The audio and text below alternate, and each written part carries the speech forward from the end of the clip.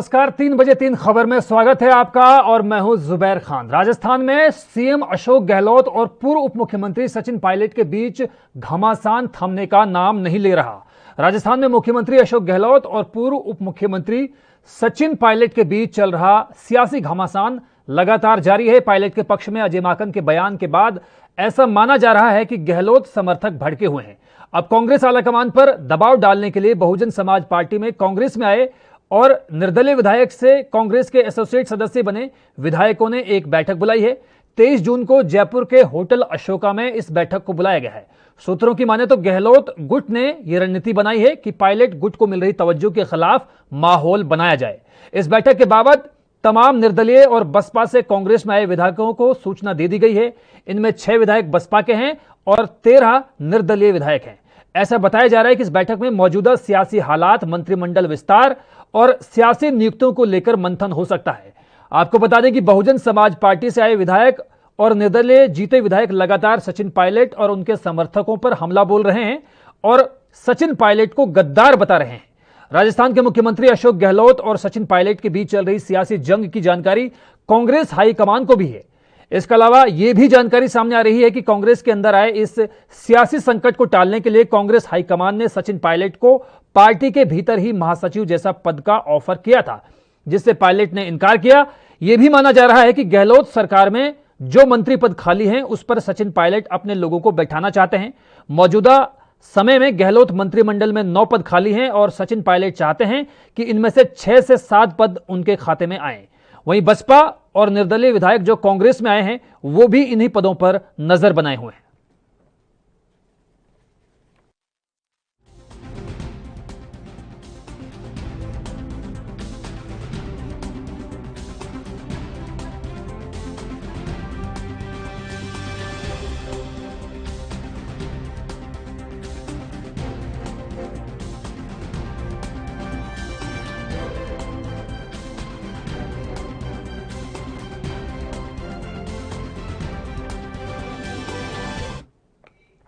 और इस वक्त हमारे साथ मौजूद हैं लक्ष्मीकांत झा जी, कांग्रेस के प्रवक्ता हैं, कांग्रेस के नेता हैं।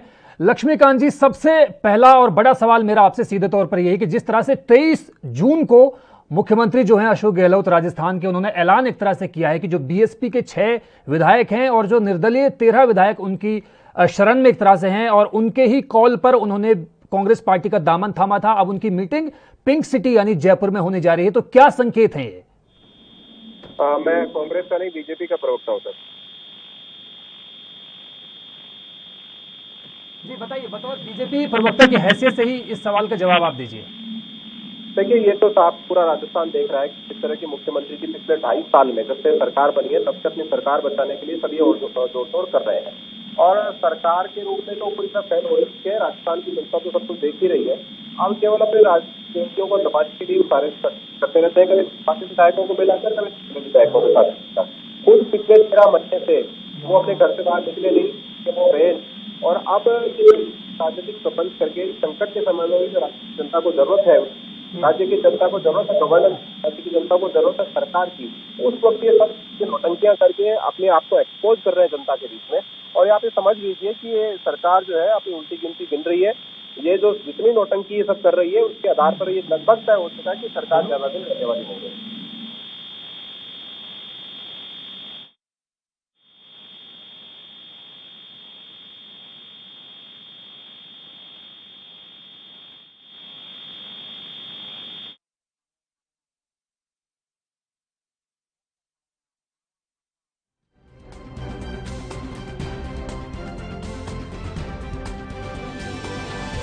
राजस्थान में लगातार जो है सियासी घमासान जारी है मुख्यमंत्री अशोक गहलोत और पूर्व उप मुख्यमंत्री यानी सचिन पायलट के बीच।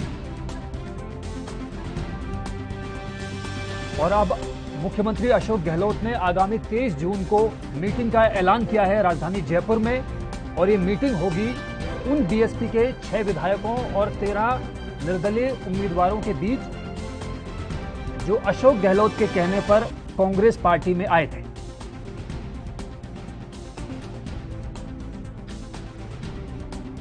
आपको बता दें कि अशोक गहलोत और सचिन पायलट के बीच लंबे समय से खींचतान जारी है।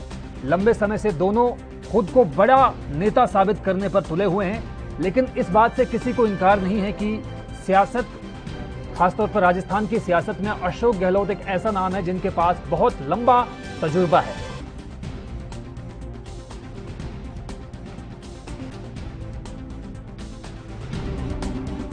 उठापटक जारी है।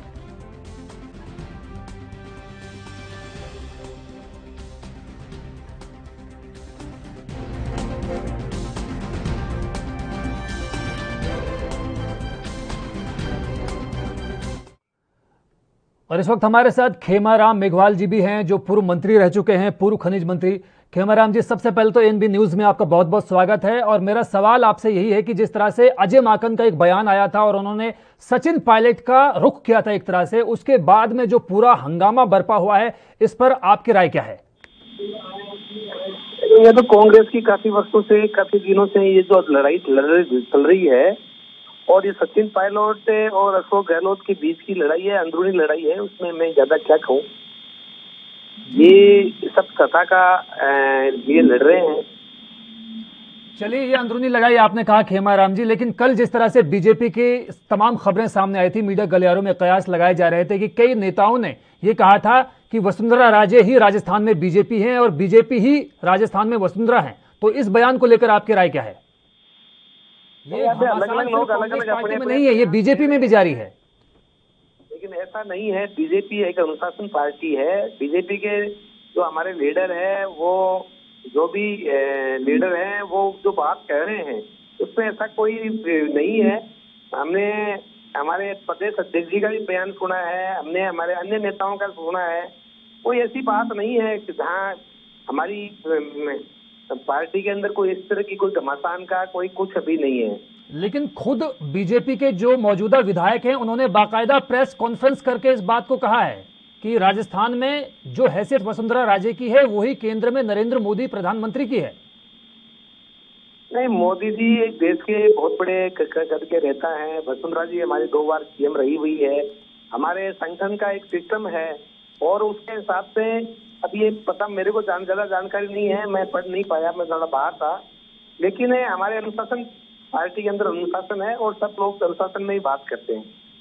चलिए ठीक है, मैं लक्ष्मीकांत जी के पास दोबारा आना चाहूंगा। लक्ष्मीकांत जी, सीधे तौर पर मेरा सवाल आपसे यही है कि क्या कांग्रेस आलाकमान को जो ये मनमुटाव है सचिन पायलट और अशोक गहलोत के बीच में, क्या इसकी जानकारी आलाकमान को नहीं है? क्या वो इस नाराजगी से नावाकिफ है?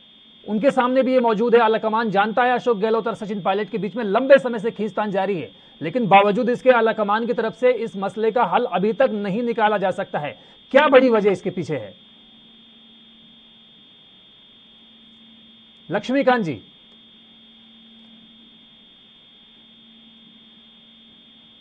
तो खेमाराम जी, आपसे ही मैं दोबारा ये सवाल पूछूंगा कि कांग्रेस पार्टी में लंबे समय से राजस्थान में खासतौर पर इन दोनों बड़े नेताओं के बीच खींचतान जारी है और कई बार सियासी अटकलबाजी इस तरह भी लगाई गई थी कि हो सकता है सचिन पायलट पार्टी को छोड़ दें। अभी भी हालांकि इस तरह के कयासबाजी जारी है। तो मैं आपसे जानना चाहूंगा कि कांग्रेस पार्टी जो आलाकमान है कांग्रेस पार्टी का खासतौर पर, उसकी तरफ से भी कोई बयान इस तरह के मसलों को लेकर क्यों नहीं आता? ये आप देख रहे हैं, पिछले काफी सालों से ये चर्चा चल रही है।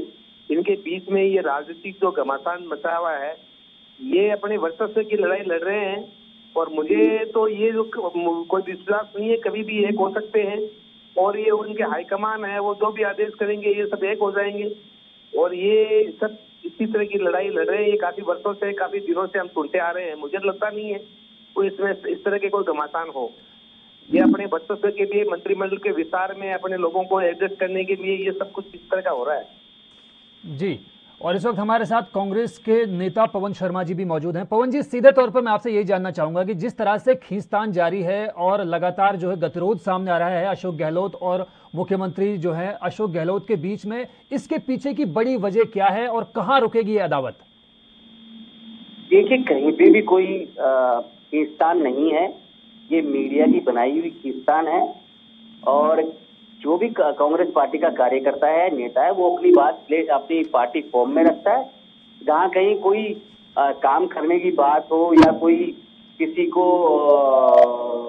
कोई गिला शकवा हो या कोई अपनी काम कराने की, अपने क्षेत्र की काम कराना चाहते हो, तो वो बातें पार्टी फॉर्म में रखी जाती हैं, कहीं कोई खींचतान नहीं है, सब एकदम ठीक है, सब चंगा सी। लेकिन 23 जून को जो मुख्यमंत्री अशोक गहलोत ने मीटिंग बुलाई है पवन शर्मा जी, और इसमें शामिल किया गया है 6 बीएसपी उम्मीदवारों के आने की उम्मीद जताई जा रही है, साथ ही 13 निर्दलीय जो विधायक हैं जो कांग्रेस में शामिल हुए हैं अशोक गहलोत के कहने पर, उनके साथ एक मीटिंग होने जा रही है अशोका होटल में जयपुर में, मीडिया रिपोर्ट्स के मुताबिक। तो क्या ये सब मीडिया की बातें हैं? देखिए, इस बारे में मुझे भी नहीं पता कि कहाँ मीटिंग होने, क्योंकि पार्टी ये हायर कमान की बातें हैं, हमें भी नहीं पता कि कोई मीटिंग ऐसी होने वाली है, होने जा रही है। बाकी रही बात कि सारे जो भी कांग्रेस के एमएलए हैं उनके साथ में अलग अलग जगह पे मीटिंग होती रहती है, हर कोई एमएलए अपनी बात कहने के लिए स्वतंत्र है, और वो मुख्यमंत्री जी से मिलते हैं, अपने क्षेत्र के विकास की बातें करते हैं, जो काम पेंडिंग पड़े हैं उनकी बातें करते हैं। तो कोई ऐसी कोई बात नहीं है, कहीं कोई सेपरेट इसके लिए कोई अलग से कोई मीटिंग बुलाई जा रही है। तो पवन शर्मा जी, आपको ऐसा लगता है, आप यकीन के साथ ऐसा कह सकते हैं कि राजस्थान में अशोक गहलोत और पूर्व उप मुख्यमंत्री सचिन पायलट के बीच सब कुछ सही है, कुछ भी गलत नहीं है, कोई असहमति नहीं है, कोई मतभेद नहीं, कोई मतभेद नहीं? मतभेद कहीं नहीं होते हैं, ना कोई मतभेद है ना कोई मतभेद है। कहीं पे भी कोई अगर कोई बात है, कोई बात कहने की इच्छा है तो पार्टी फॉर्म पे करी जाती है, आला कमान से बात होती है, और कहीं पे किसी कार्यकर्ता की या किसी नेता की कोई काम है या काम कराने की इच्छा है तो वो बात करते हैं, और कहीं पे भी कोई इनमें आपस में मनमुटाव नहीं है, जो मैं समझता हूँ। तो हमारे साथ खेमाराम मेघवाल जी जो पूर्व राज्य मंत्री हैं, खनिज मंत्री रह चुके हैं। क्या मेघराम जी, आप भी यही मानते हैं कि सचिन पायलट में और अशोक गहलोत में सब कुछ सही चल रहा है राजस्थान में? नहीं, सही कहाँ चल रहा है, पूरे राजस्थान का पट्टा बैठ गया। इनकी आपसी की लड़ाई के अंदर कोई विकास नहीं हो रहा है, कोई काम नहीं हो रहे हैं। ये आपसी में लड़ने के कारण से आज हर तरह की व्यवस्था बिगड़ी हुई है। कोरोना काल के अंदर सही ढंग से व्यवस्था नहीं हो पाई।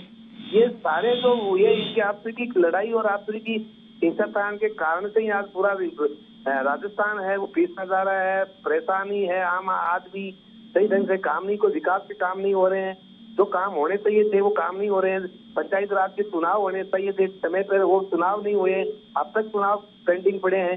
तो ये इनकी आपसी हिंसाकांड के अंदर विकास के काम सारे रुके, और ये अपने कुर्सी बचाने के चक्कर में, कुर्सी लेने के चक्कर में ये लगे हुए हैं। खेमाराम जी, एक ईमानदार सा जवाब मैं आपसे इस बात को लेकर जानना चाहूंगा कि आपको सियासत का एक बहुत लंबा चौड़ा तजुर्बा है। राजस्थान में अभी 2.5 साल इलेक्शन में होने हैं, यानी कि 2.5 साल बाद विधानसभा के चुनाव राजस्थान में होने हैं, लेकिन जिस तरह से चाहे बीजेपी की हम बात कर लें, चाहे कांग्रेस पार्टी की बात कर लें, लगातार खींचतान जारी है। बजाय इस बात पे कि मुद्दों की राजनीति हो, विकास पर अमल किया जाए, बजाय इस पर दोनों पार्टियां जो है आपसी खींचतान में उलझी हुई हैं। ऐसे में जो राजस्थान का मतदाता है वो कहां जाए, उसको इस सबसे क्या फायदा?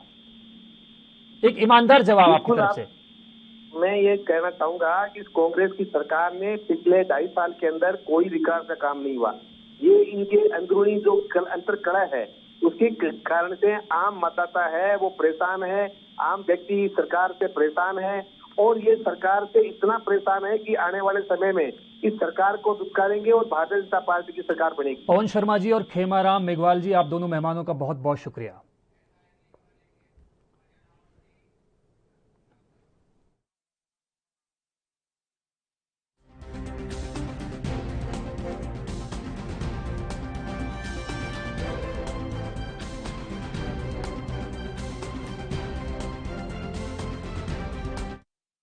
तो ईरान के राष्ट्रपति इब्राहिम रईसी ईरान के नए राष्ट्रपति चुन लिए गए हैं। उनको 13वें राष्ट्रपति के रूप में अगस्त में शपथ लेनी है। आपको बता दें कि ईरान के राष्ट्रपति चुनाव में इब्राहिम रईसी ने जीत हासिल की है। 62% वोटों के साथ जीत दर्ज करने के बाद रईसी देश के 13वें राष्ट्रपति बन गए। चुनाव नतीजे आने के बाद उन्होंने अपनी जीत के लिए नागरिकों का धन्यवाद किया और कहा कि वो सभी के यकीन पर खरा उतरेंगे।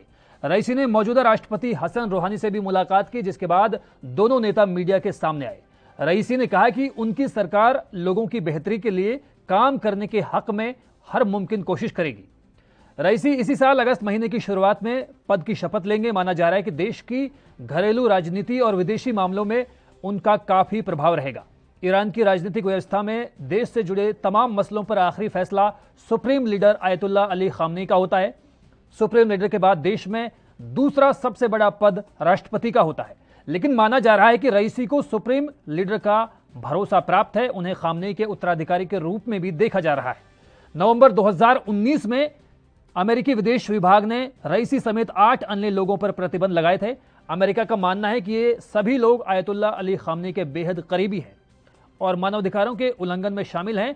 ईरान के ऐतिहासिक तौर पर भारत से सकारात्मक और अनुकूल कूटनीतिक रिश्ते रहे हैं, लेकिन इब्राहिम रईसी की जीत ने कई नए सवालों को जन्म दिया है।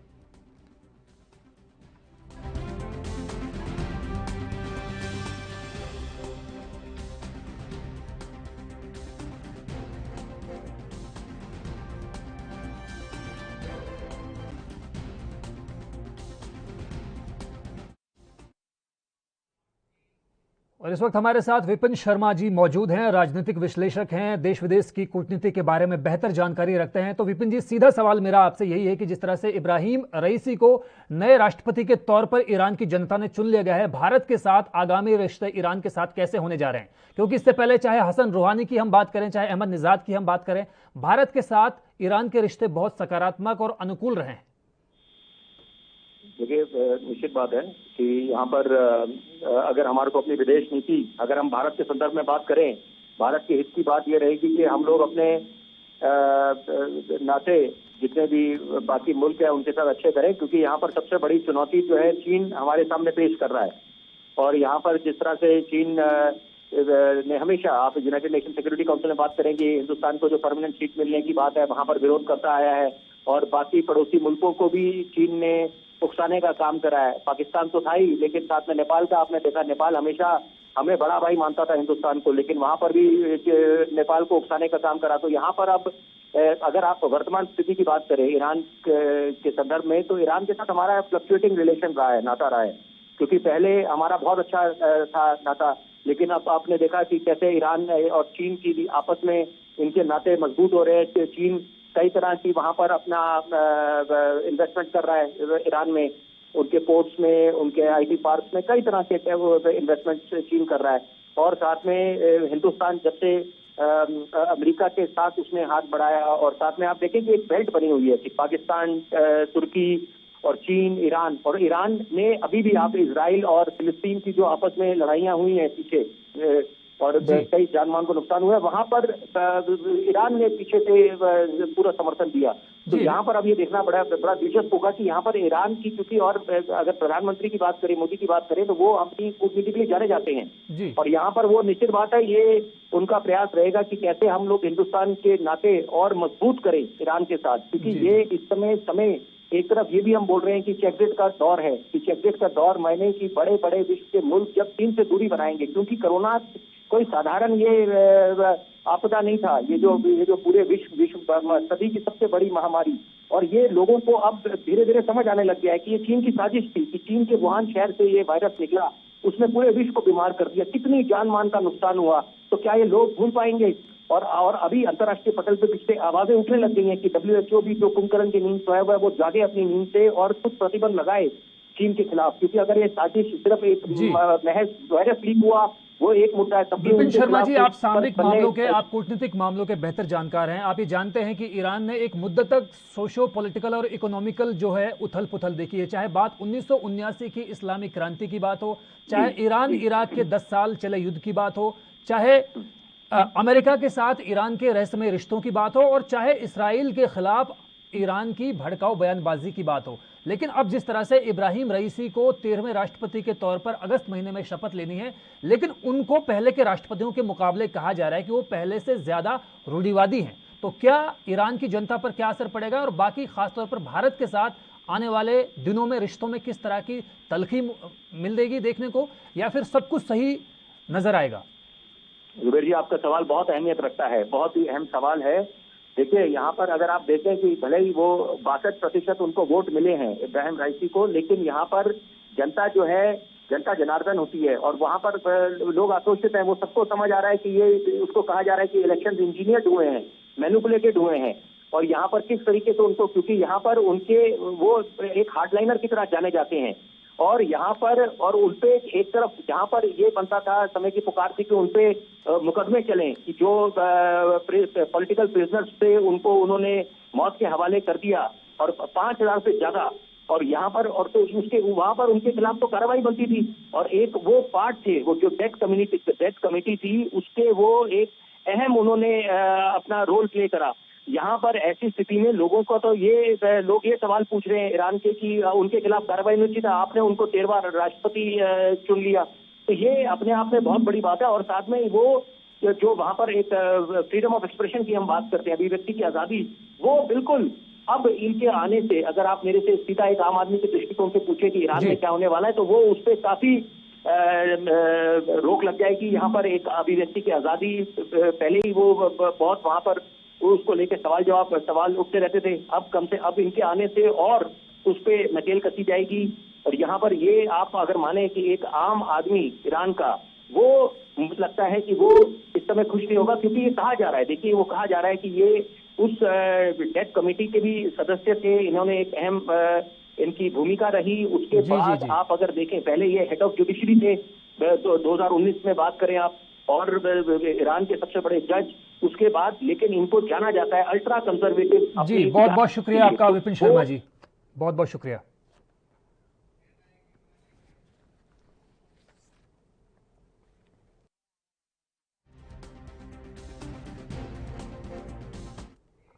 तो कल यानी 21 जून को अंतर्राष्ट्रीय योग दिवस पूरी दुनिया में मनाया जा रहा है। पीएम नरेंद्र मोदी भी इस बाबत योग दिवस पर पूरे देशवासियों को संबोधित करेंगे। 7वें अंतर्राष्ट्रीय योग दिवस पर 21 जून को पीएम नरेंद्र मोदी देशवासियों को संबोधित करेंगे। कोरोना महामारी के मद्देनजर टेलीविजन पर यह कार्यक्रम प्रसारित किया जाएगा। कार्यक्रम में आयुष राज्य मंत्री किरण रिजिजू भी मौजूद रहेंगे। Morarji Desai national institute of योग द्वारा भी योग का सजीव प्रदर्शन किया जाएगा। अंतर्राष्ट्रीय योग दिवस की नोडल एजेंसी आयुष मंत्रालय द्वारा जारी बयान के मुताबिक इस साल स्वास्थ्य के लिए योग मुख्य थीम होगी। इंटरनेशनल योग डे मनाने का प्रस्ताव सबसे पहले पीएम नरेंद्र मोदी ने 27 दिसंबर 2014 को संयुक्त राष्ट्र की महासभा के अपने संबोधन में दिया था। अपने संबोधन में पीएम ने योग को भारत की प्राचीन परंपरा का अमूल्य उपहार बताया। इस प्रस्ताव का 175 देशों ने सपोर्ट किया। यूनाइटेड नेशंस के किसी प्रस्ताव पर इतने देशों का समर्थन इससे पहले कभी नहीं मिला। इसे देखते हुए संयुक्त राष्ट्र ने 11 सितंबर 2014 को हर साल 21 जून को इंटरनेशनल योग डे मनाने की घोषणा की। पहले इंटरनेशनल योग डे यानी 21 जून 2015 को दिल्ली के राजपथ पर हुए आयोजन में भारत के प्रधानमंत्री और दुनिया के दूसरे देशों के जाने माने सियासी प्रतिनिधियों के साथ करीब 36,000 लोगों ने 35 मिनट तक योग के 21 आसन करके इसकी शुरुआत की। इस आयोजन की थीम थी सद्भाव और शांति के लिए योग। 21 जून 2016 को दूसरा इंटरनेशनल योग डे का औपचारिक आयोजन चंडीगढ़ में हुआ, जहां पीएम नरेंद्र मोदी की मौजूदगी में 30,000 लोगों के साथ 150 दिव्यांगों ने भी हिस्सा लिया। इस साल के आयोजन का थीम युवाओं को जोड़ना था। 21 जून 2017 को पीएम नरेंद्र मोदी ने लखनऊ में करीब 51,000 प्रतिभागियों के साथ योग किया। इस साल का थीम स्वास्थ्य के लिए योग था। 21 जून 2018 को पीएम नरेंद्र मोदी ने देहरादून में 50,000 प्रतिभागियों के साथ योग करते हुए नजर आए। इस साल का थीम था शांति के लिए योग। अगले साल प्रधानमंत्री योग मनाने के लिए रांची पहुंचे। 21 जून 2019 के इंटरनेशनल योग डे का थीम पर्यावरण के साथ योग था, जबकि 21 जून 2020 को कोविड महामारी के वक्त में इसका वर्चुअली सफर आयोजन किया जाएगा। इस साल इस आयोजन की थीम है योग परिवार के साथ योग मनाएं।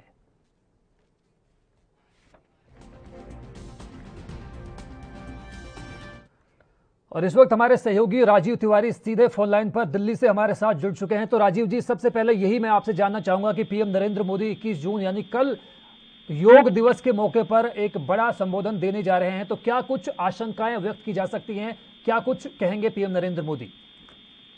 देखिए, बिल्कुल साहब, जिस तरीके से बात करें योग दिवस की, तो योग दिवस के उपलक्ष्य में प्रधानमंत्री नरेंद्र मोदी के द्वारा एक बड़ी घोषणा की जा सकती है, जो 21 जून से 18 साल के ऊपर के लोगों के लिए वैक्सीनेशन का टीकाकरण जो है वो उपलब्ध कराया जाएगा, वो भी फ्री ऑफ कॉस्ट। यानी किसी गए तो सरकार की तरफ से कहीं ना कहीं बड़ी घोषणाएं जरूर की जाएगी। मगर देखना होगा कि योग दिवस पर जिस तरीके से लोग अपने आप को योग के सहारे से कहीं ना कहीं स्वस्थ रखने की कोशिश करेंगे, वहीं वैक्सीन से उपलब्ध भी कराई जाएगी और लगातार यही प्रक्रिया अपनाई जाएगी और लगातार इस प्रक्रिया को बढ़ाया भी जाएगा, ताकि 18 साल से ऊपर के लोग, जितने भी लोग हैं, उनको हर एक तरीके से वैक्सीनेशन की जो डोज है वो मिल सके। जी अच्छा, योग दिवस के मद्देनजर पहले से ही आयुष मंत्रालय को हिदायतें दी जा रही थी एहतियात बरतने के लिए, तो आयुष मंत्रालय ने इस बाबत क्या कुछ तैयारियां की हैं राजीव? देखिए, उत्सुकता है। जिस तरीके से बात करें योग दिवस पे आयुष मंत्रालय को पहले से हिदायत दी जा रही थी और योग दिवस जो है वो पहले से बड़ी उपलब्धि हासिल करेगा, मगर जिस तरीके से बात करें आयुष मंत्रालय की तरफ से भी बड़ी कार्रवाई करने की कोशिश की जाएगी, क्योंकि योग दिवस के उपलक्ष्य में कहीं ना कहीं जो आयुष मंत्रालय भी बड़ी सफलता हासिल करेगा और कहीं ना कहीं प्रधानमंत्री मोदी जिस तरीके से 21 जून यानी कल सुबह से कहीं ना कहीं इसकी शुरुआत करेंगे, उससे साफ जाहिर है कहीं ना कहीं लोगों के लिए सहायता दी जाएगी, वैक्सीन दी जाएगी। यहाँ तक कि योग के द्वारा ये भी समझाया जाएगा कि योग इंसान के लिए कितने जीवन में कारगर है और उससे कितने स्वस्थ रह सकते हैं। जी राजीव जी, इस तरह की खबरें भी सामने हैं कि पीएम नरेंद्र मोदी के अलावा राज्य मंत्री किरण रिजिजू भी संबोधित करेंगे देशवासियों को, तो क्या कुछ और इस तरह के लोगों के बारे में खबरें सामने आ रही हैं कि पीएम नरेंद्र मोदी और किरण रिजिजू के अलावा भी कुछ लोग देश को संबोधित कर सकते हैं योग दिवस के मौके पर? देखिए, बिल्कुल सही कहा आपने। बात करें किरण रिजिजू की और कहीं ना कहीं प्रधानमंत्री जी की जब बड़े नेताओं की वो बिल्कुल कर सकते हैं और बड़ी घोषणाएं भी की जा सकती है, मगर देखना होगा कि योग दिवस के उपलक्ष्य में जिसकी शुरुआत कल सुबह 5 बजे से ही कर दी जाएगी और लगातार कहीं ना कहीं योग दिवस से बड़ी सफलता जरूर मिलेगी, मगर जिस तरीके से वैक्सीन को लेकर जो दुविधाएं बनी हुई थी वो अब क्लियर हो जाएगी और 10 तक की शुरुआत भी कल से होगी और 18 साल से ऊपर के लोगों के लिए फ्री वैक्सीन दी जाएगी।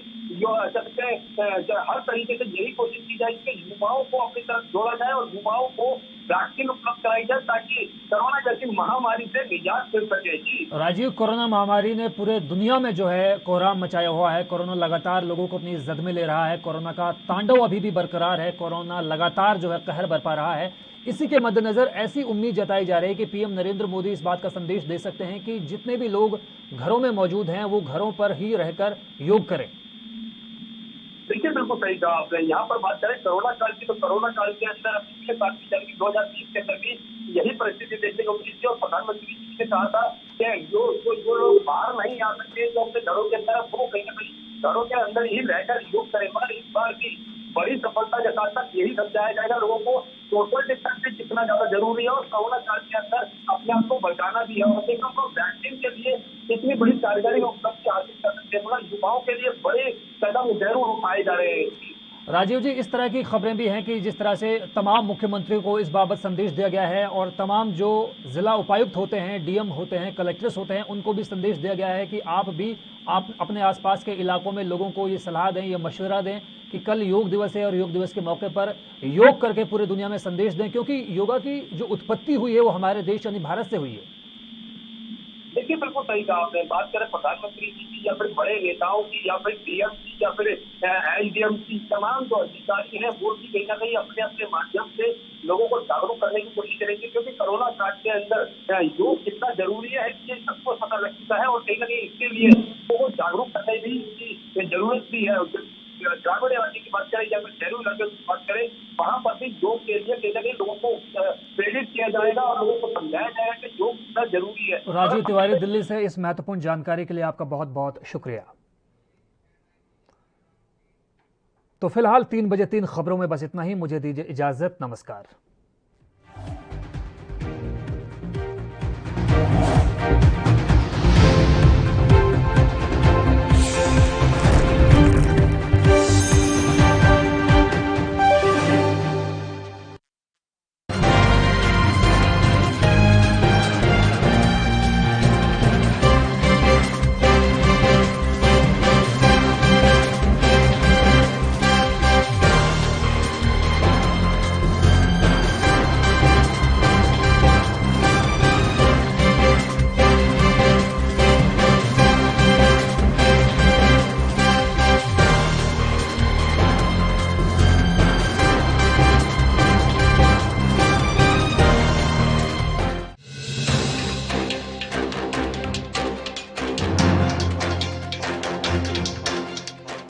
दिल्ली में कोरोना संक्रमण के मामलों में कमी आते ही अब ढील मिलनी शुरू हो गई है। दिल्ली में अनलॉक 4 के तहत सोमवार से खुल सकेंगे बार।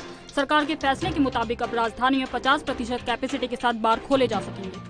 दिल्ली बॉर्डर पर किसानों का आंदोलन लगातार जारी। आंदोलनरत किसानों से स्थानीय लोगों को हो रही है परेशानी। सिरसा में दिल्ली और हरियाणा के गाँव में लोगों ने की महापंचायत, सरकार के सामने रखी अपनी मांगे। मध्य प्रदेश में कल से शुरू होगा वैक्सीनेशन महाअभियान। सरकार ने लगाए 7000 सेंटर। मुख्यमंत्री शिवराज सिंह चौहान ने कहा कोरोना की दूसरी लहर थमी है लेकिन अभी संकट टला नहीं है। इसके प्रभावी उपाय के लिए कल से राज्य में वैक्सीन का महाअभियान शुरू हो रहा है। कल 10 लाख से अधिक लोगों को वैक्सीन लगाने का लक्ष्य रखा है। महाराष्ट्र में गठबंधन